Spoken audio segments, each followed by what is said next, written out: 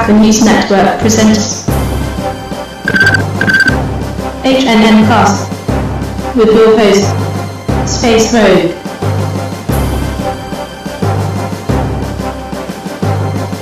HNN Cast is sponsored by Astaro, simplifying security, and by TrustWave Spider Labs, providing advanced information security services to planet Earth. Become a sponsor. Email sales@hackernews.com.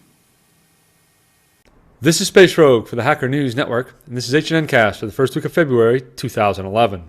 It's been tough staying focused this week. People half a world away are watering the Tree of Liberty, demanding their freedom at all costs.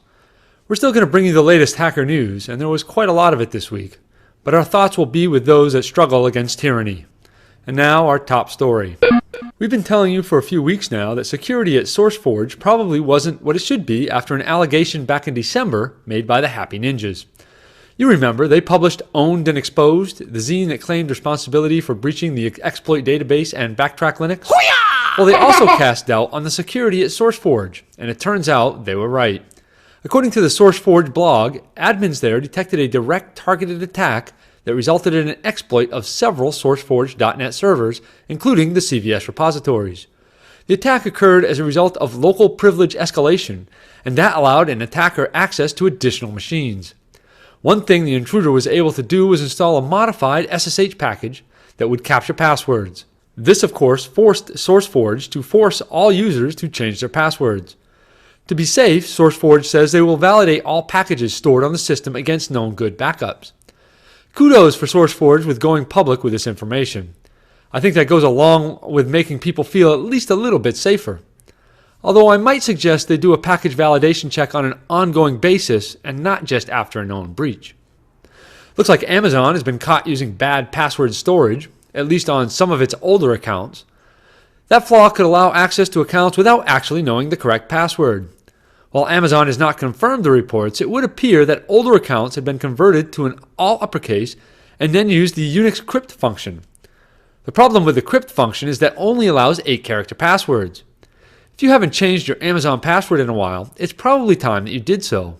And when you do, you'll automatically be upgraded to a different password system. Not sure why Amazon doesn't just force a password change on all its old accounts. Something happened at Plenty of Fish this week, the popular online dating site, but we're not really sure what exactly happened. According to the personal blog of the company's CEO, someone did break in and did get some usernames and passwords, but no idea how many. Some reports say a few hundred, some say 30 million. Some reports say the passwords were in clear text. Others say they were hashed. Apparently, the attackers then attempted to blackmail the company in exchange for them buying security services from them. Somehow, Brian Krebs got accused by Plenty of Fish at first for being involved and then not. There are also allegations that eHarmony may have also been breached, or not. Regardless of what did or didn't happen, if you have an account or an online dating site, be careful what you put in the email systems of those sites, and it would probably be a good idea to change your password to something unique. Kaspersky ran into some trouble this week after it was verified that source code for its premier antivirus product had made it onto the internet. The code was first discovered online back in November, but only recently determined to be legit. This comes after several months of someone attempting to sell the code in underground forums.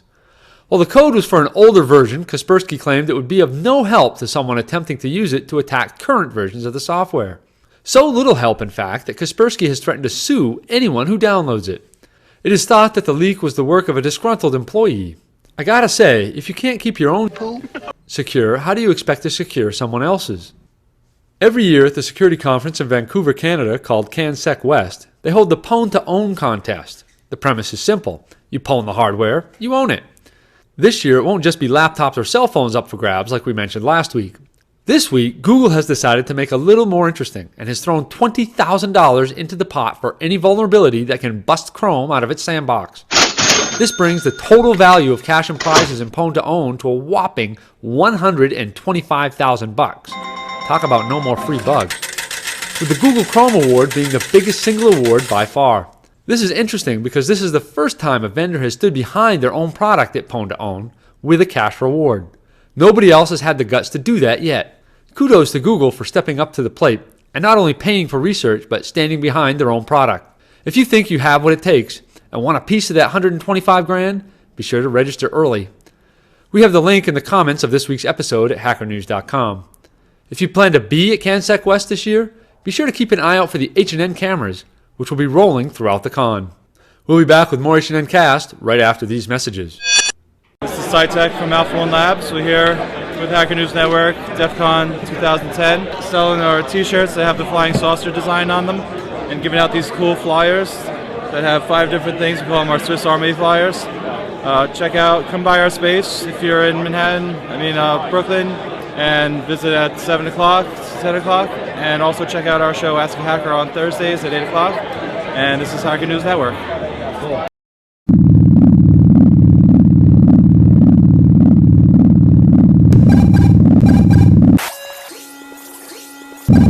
Bye, bye, bye, bye, bye, bye.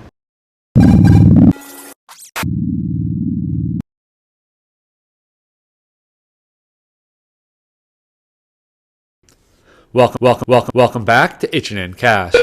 The Metropolitan Police Service's Central E-Crime Unit has arrested at least 5 people in connection with offenses under the Computer Misuse Act of 1990. The offenses appear to be connected to the recent pro-WikiLeaks DDoS attacks launched against various companies by the online group Anonymous. Across the pond in the U.S., the FBI has said that they have executed over 40 arrest warrants for DDoS participants. This hasn't stopped Anonymous, who have recently launched DDoS attacks against Egyptian and Yemeni government websites. I guess they think they can't get arrested if they target foreign websites.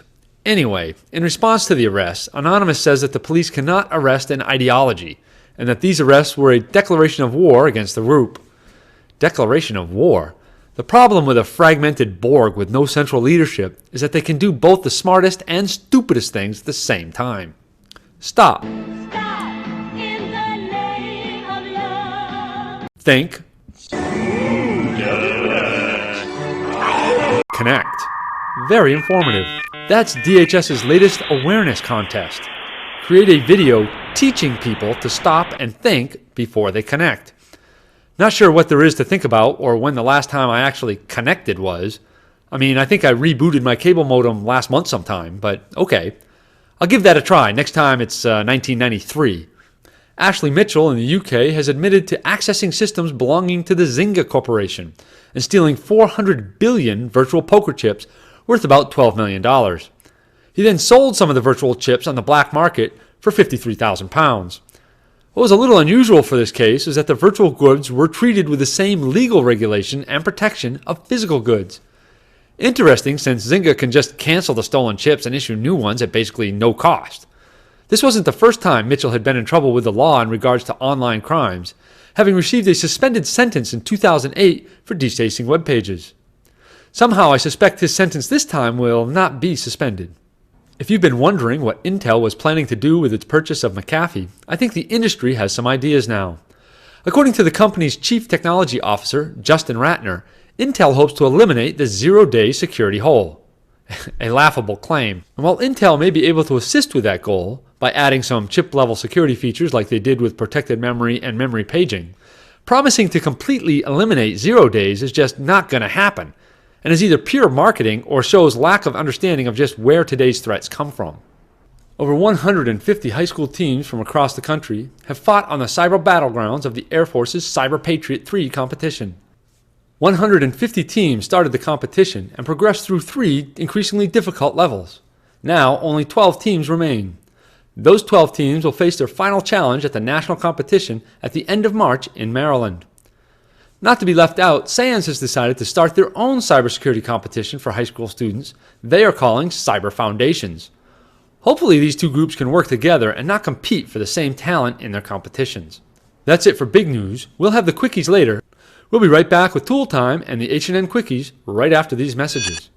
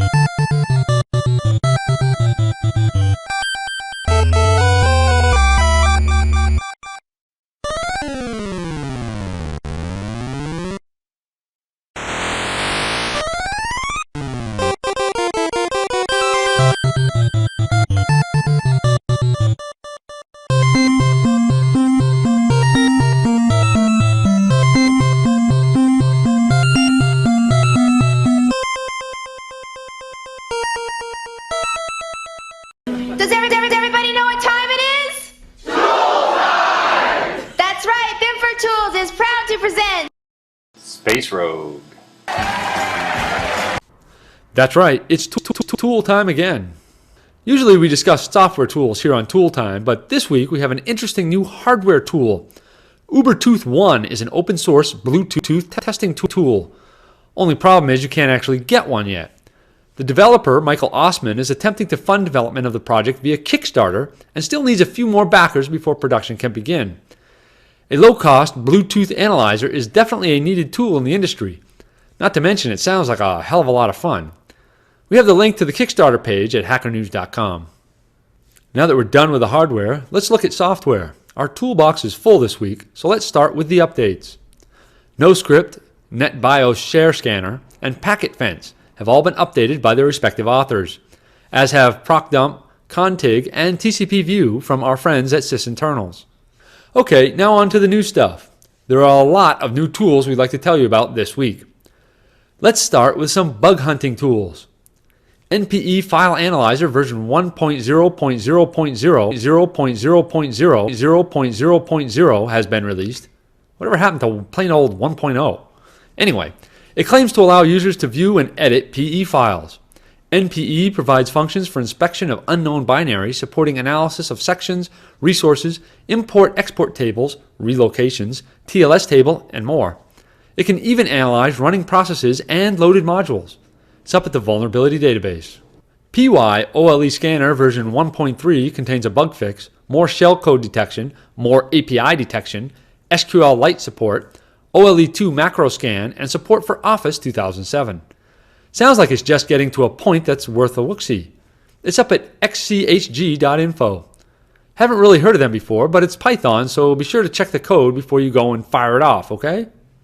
An interesting direction has been taken by Veracode recently with their freeware as a service, claiming that developers no longer have any excuse for releasing code with cross-site scripting vulnerabilities in it.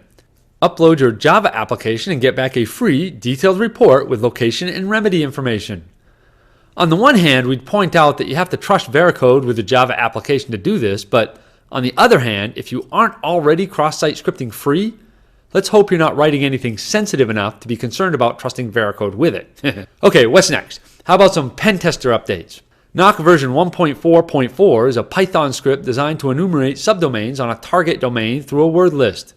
That should save someone a few hours. It's up at the Vulnerability Database. WebService-Attacker version 1.0, there it is a modular framework for web services pen testing. It provides a free, all-in-one interface for a small battery of web services security checks. It's up at SourceForge. See previous story. iKAT version 3 is out. Version 3 is Citrix and Windows 7 certified. It runs on Linux and OS X and is designed to help security test kiosks and lock down desktop environments like Citrix. You can get it at ikat.hack.net. NMAP. Version 5.5 is now out. I guess NMAP picked up a scripting engine last summer. Can't say I noticed, but wow, there is up to 177 canned scripts and 54 NSE libraries. The NSE now supports all sorts of protocols, so looks like AMAP and stuff is about to become obsolete. We also have a link to the video about NSE up on the comments section of this episode at hackernews.com. Okay, that's a lot of tools, but we still have a few more for you this week. Season Pass is a simple jailbreak tool for second generation Apple TV. This version now has support for XBMC download sources, wireless networking bug fixes, and an improved jailbreak and restore process. Web browsers Trace's Eraser version 1.2.0.0.0.0.0 has been released. It will analyze your system for internet traces and automatically put a check in the trace present in the left panel. Click the button Clean to erase selected traces. Seems to support Safari, Avant, Chrome, IE, Firefox, Opera, and a few others. Check it out at the Vulnerability Database. And finally, NIELD is a network interface events logging daemon. This is a .1 release, but under Linux, it is possible to receive notifications from the kernel related to link state, neighboring cache, IP address, route, and fib rule changes. Cool.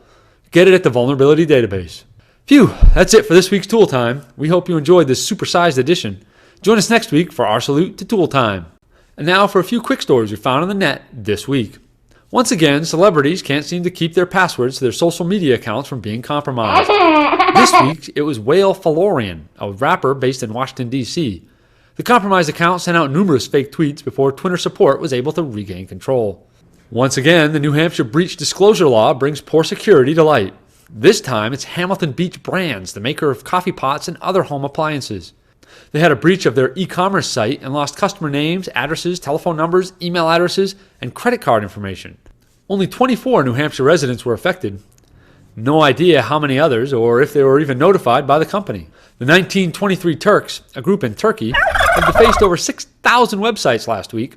The mass defacements were meant as a way to remove discussion about the Armenian genocide from the internet. Some observers feel that these defacements are in preparation for the April 24th anniversary of the start of the genocide.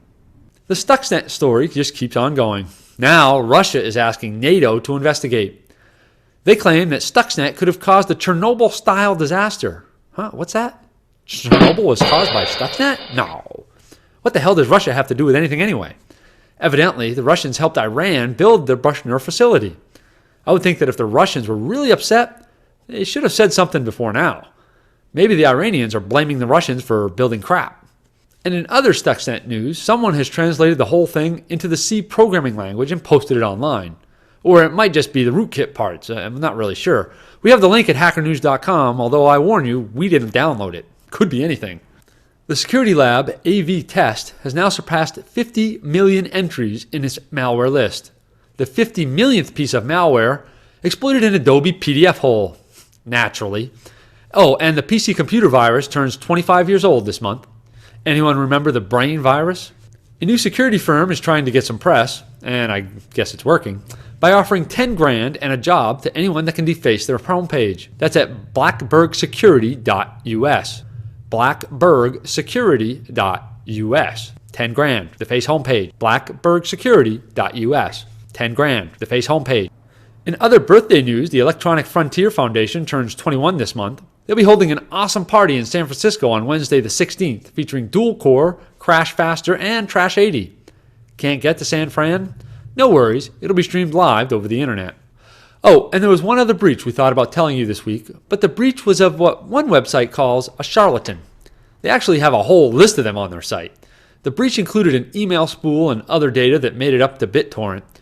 We don't really want to give charlatans any more press than they deserve, but if you really must know, this guy was at the top of the list. And that's all the quick stories we found on the net this week. That means it's time for your Con Fu. Con Fu is sponsored by Source Conference, a global security, technology, and business forum. DerbyCon in Louisville, Kentucky at the beginning of October has already announced an impressive speaker list, but they want more. They have already confirmed Chris Nickerson, Bruce Potter, H.D. Moore, and other luminaries, but they have opened a call for papers for even more speakers. Last week, we told you about the OWASP Global Summit happening this week in Portugal, which, if you're into secure web app coding at all, you really should be there. But they realized it's in Portugal, and not everyone can get there. But you can still participate. They will have a remote access option to allow people from around the world to voice their ideas and to discuss plans, projects, and solutions for the future of application security. Remember, the summit is not a conference. There are no talks or training seminars. The summit is an opportunity to do actual work to further the field of web application security. If you're interested, we have the link for you at hackernews.com. In B-Sides news, the event in Greensboro, North Carolina in March is still looking for sponsors and speakers and sponsors. There's been a new B-Sides announced for St. John's, New Brunswick in Canada in June. B-Sides Cleveland is sold out, so if you wanted to go, well, too bad. Although I bet they could use another volunteer if you want to get in badly enough. And finally, B-Sides Austin, which happens in like 2 weeks, will be holding an AppSec security camp. If you're interested, you'll need your laptop. Remember, security is everywhere, and so is B-Sides. DEF CON is still about 180 days away or so, but room registration is already open. Remember, DEF CON has moved and is no longer at the Alexis Park, or even the Riviera. No, DEF CON 19 will be at the Rio this year, and while it is bigger, like almost every security conference lately, it will most likely sell out, so reserve your room early. Speaking about selling out, ThoughtCon or 312Con has done just that. So if you want to go, well, you should have bought a ticket earlier. If you're planning on hitting CanSec West and watching the Pwn to Own contest, you should probably get your plane tickets now if you haven't already. Last week, we said we had what was probably the last birthday party for the Stack of Shame. unless we get some easy way to track patch availability for these bugs even after ZDI publishes them. Well, it turns out we didn't look out far enough, as turning 1 year old this week and up for release this Friday, Microsoft has a high-risk vulnerability discovered by Modi Joseph back in February 2nd of last year. Now that's probably the last birthday we'll note, as this Friday is the big drop, day 0, exploit party time. ZDI is going public with the details on all the holes that the vendors simply refuse to fix. So on behalf of all consumers, and in the end, we're all consumers, right? Thank you. We've been treated like mushrooms too long, kept in the dark and fed lots of poo. This Friday, enjoy the daylight. ZDI indicates that at least 19 of these will be published. And if that number is correct, there are sure to be a lot of vendors waiting till the last minute. So we should have a pretty good story next week, after the dust starts to settle a little. Until then, there's the stack of shame, the list of all known open vulnerabilities as cataloged by the Zero Day Initiative.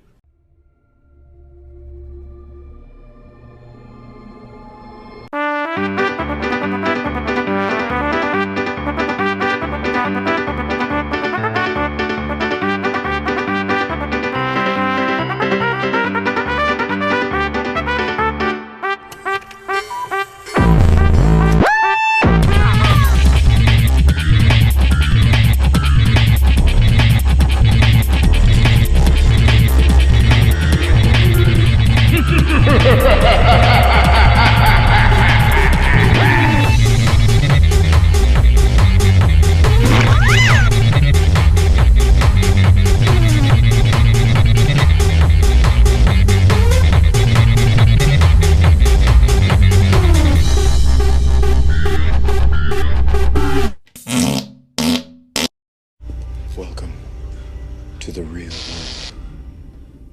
That's it for this week's H&N Cast. I've been your host, Space Rogue, and you've been watching the Hacker News Network. Rock. Someday when the team's up against it, brakes are beating the boys. Ask them to go in there with all they've got. Win just one for the Kipper. I don't know where I'll be then, but I'll know about it. I'll be happy.